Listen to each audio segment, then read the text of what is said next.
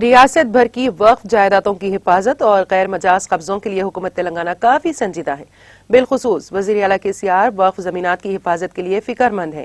ان خیالات کا اظہار ریاستی وزیر داخلہ محمد محمود علی نے پیر کے دن اپنے دفتر واقع لکڑی کا پل پر منعقدہ ایک اعلیٰ سطحی جائزہ اجلاس میں کیا، جس میں وقف board chairman Mohammad Saleem, chief executive officer Shahnawaz Qasim, G H M C commissioner Lokesh Kumar, Cyberabad police commissioner Stephen Ravindra, Cyberabad D C P Venkateshwarlu, G H M C zonal commissioner Serilingampally Ravi Kumar, Hyderabad اور رنگاریڈی اضلاع کے آر ڈی اوز کے علاوہ وقف ملازمین اور دیگر شریک تھے۔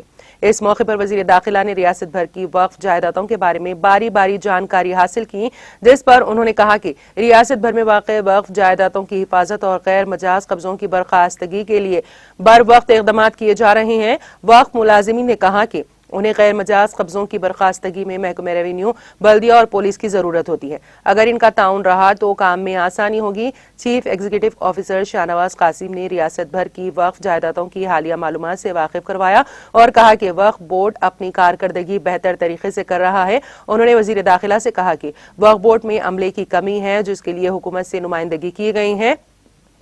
سی ای او وقف بورڈ نے کہا کہ اگر وقف بورڈ میں عملے کا تقرر ہوگا تو وقف بورڈ کی کارکردگی اور بہتر ہوگی، بالخصوص زمینی سطح پر عمدہ کام ہوگا۔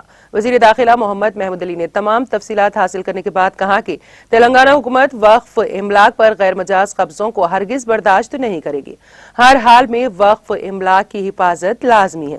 انہوں نے کہا کہ وقف املاک کی حفاظت کے لیے تمام متعلقہ محکمہ جات، ریونیو، بلدیہ اور پولیس کو احکامات جاری کیے جائیں گے کہ وہ حسب ضرورت وقف بورڈ عملے کا تعاون کریں۔